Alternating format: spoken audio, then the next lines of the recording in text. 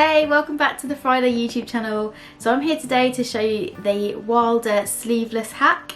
This has been going around Instagram and I absolutely love seeing all of the versions going around, in particular the version by Alice from Polka Dot Palace, and also I've seen a lovely version by Emma from So Do It Emma, and there's lots of you sort of making variations of this, so I thought I would bring it onto the Friday YouTube channel today to show you how easy it is to create the sleeveless Wilder. You literally just have to take out the sleeve pattern with a few little amends, so in this video I'm going to be showing you that. If you haven't already, make sure to subscribe to this channel and give this video a thumbs up. So this tutorial is perfect for beginners, just a few little steps, and I'm going to go ahead and show you what I'm going to be using and then go into the tutorial. So yeah, let's get started.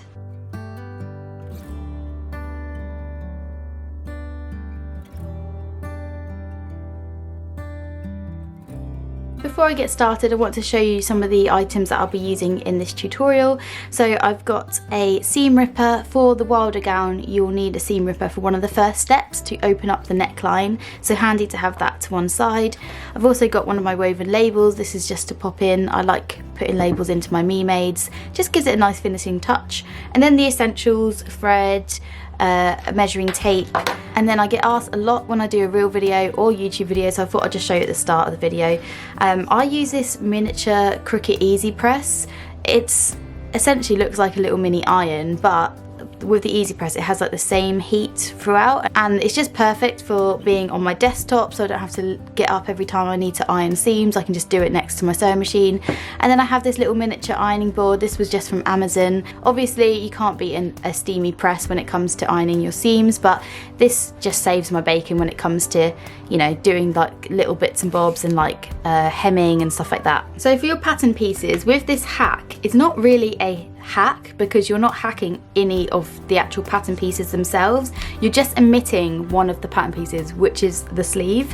So I have cut out everything else apart from the sleeve. So we've got the I think this is the necktie, yeah, the ties, we've got the front piece A, we've got the back piece B, and then we have the skirt pieces. So it's so easy and straightforward to do this hack, but the first thing we need to do is sew together the top as per the instructions. So you need your front pieces.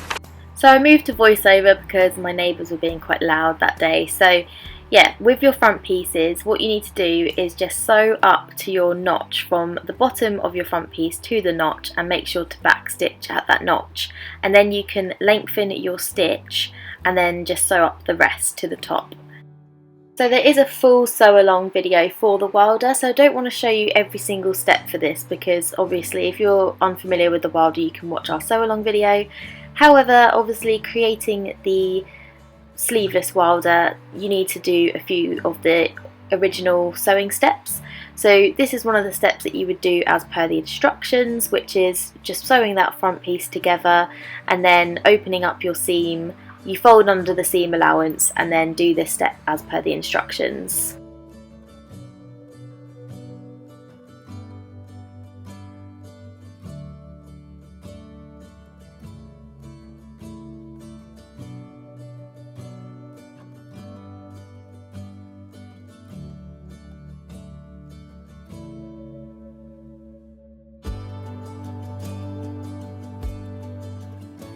So once that part of the instructions is done, you'll end up with a front piece looking like this, and then you can move on to the next step. So in the instructions it says that you would put your sleeve onto your front piece. So obviously we don't have the sleeve piece, so we'll move straight on to sewing the back piece to the front piece. And we do this by sewing together the side seams first. So the side seams obviously are quite small on the Wilder because the skirt will be attached here. So you just pin your side seams together and then you would sew these with the usual seam allowance, which is 5/8. So here is that sewn together at the side seams and then also finished. I've just used my overlocker to finish my seam allowances, but you can use any method that you prefer. And then once that's done, you just want to make sure they are ironed. Iron them. I usually tend to iron them towards the back of the top, but it doesn't really matter. The next process is the main hack of this pattern, which is finishing our underarm seam now that we're not putting in a sleeve. So to do this, you want to start at the neckline, either the front or the back, doesn't matter, and just iron it under 1/2 inch. And then you want to do that all the way around under the underarm and then around to the back, and then you iron it again, fold it another 1/2 inch so that you double it up. Essentially you're sort of hemming it. So you can do this, or you can add bias tape to the outside. I've chosen this method just because I find it a lot easier, and yeah, it looks just as nice. So you can choose your method here, but this is how we're getting the sleeveless look of the Wilder. So yeah, ironing it under 1/2 inch and then under again another 1/2 inch, and this will be stitched, like top stitched. Once that's done and repeated on both sides, you will want to press that just to make sure it's nice and flat. Sometimes you can get a little bit of that sort of puckering look, but a nice steamy press will just flatten that all out and make it look really neat and tidy. Then the next step is the same as the instructions. We're going to be finishing off the neckline, folding out first part over at the back 1/2 inch, and then again 2 inches. You can kind of see the crease marks here where I prepped it earlier. And you want to do this on the back and then the 2 front pieces. With the original Wilder, this would be one long area that you do it from, obviously the front opening to the other front opening around the sleeve, whereas the sleeve isn't a part of the make anymore with this hack. So you just have to do it separately on the back piece and then the front pieces separately. So same process, just doing it on 3 different sections rather than on one big loop. Here's what it looks like on the front pieces, so you just want to do that on all of those sides. Once that's done, you will move on to the instructions as per usual, and we're going to move on to the neckties. This is sewn together as per the instructions, so just sewing those 2 small ends together, and then you can see that sewn up like so. I just cut off the seam allowance, and then we need to get a safety pin or whatever your method of choice to turn that through. And then you just want to finish off those small ends and give it an iron all the way around. So now it's time to feed that tie through your top, and to do this you want to start by feeding it through the front openings. So from either side you just want to start from the opening of the front in the centre and work it around, and the way you'll do this is put it through one of the front sides and then through the back as if it's going sort of in a round loop. So then you put it through the back piece and then through to the other side from the side underarm seam round to the front. So the way you're doing this is essentially the same as the instructions, you're just not threading it through the top of the sleeve. So it will just go through the front, the back and then the front.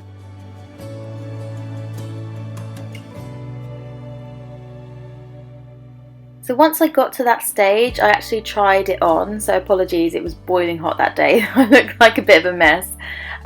So I just tried it on to see what the fit was doing and adjust the sort of neckties to sit where I would like it to sit, kind of thing. As you can see, the only issue with just omitting the sleeve and not amending the bust or anything is you can get kind of like very open and loose sleeves, which is a really cute look if you want to go for like a floaty dress. But for me, I have like a really small bust measurement, and I find with smock dresses sometimes they do tend to be oversized on my bust anyway. You'll probably get away with this if you have a slightly bigger bust, because you won't really have the same like droopy issue underneath the underarms like I've done.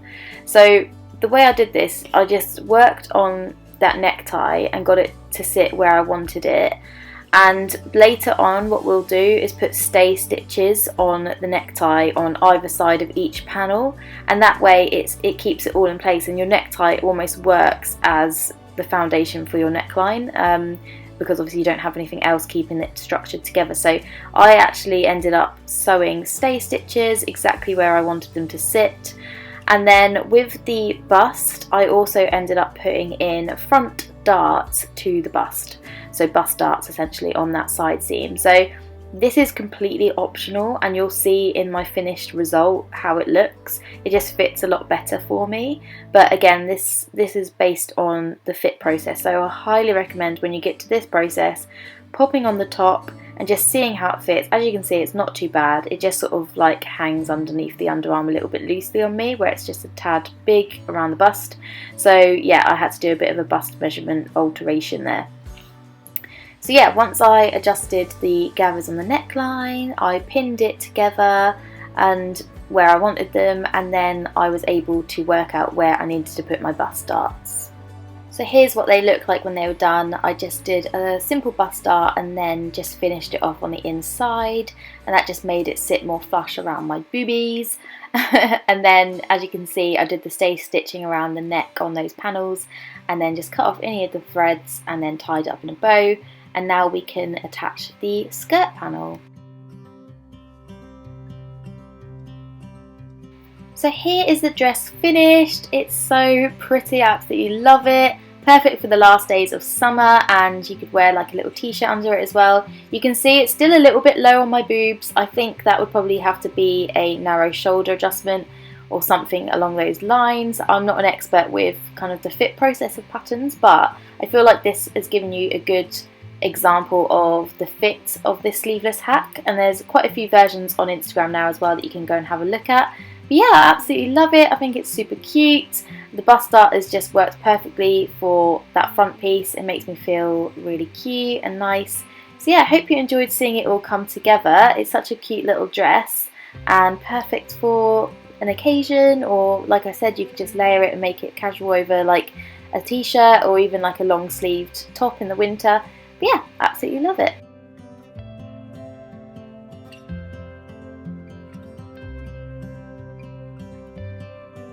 So I hope you enjoyed seeing how to create the sleeveless welder. It's such a beautiful make and really perfect for actually occasion dresses. And as you could see, I also layered it over a t-shirt so that it's really good for more casual dressing if you wanted to layer it over a tee, or in the autumn winter you could layer it over like a long sleeve roll neck or something like that. It's a really cute little dress and super easy to just throw on and wear. So I hope you enjoyed this tutorial. If you did, make sure to give this video a thumbs up and subscribe to this channel if you haven't already, and I'll see you next time. Bye!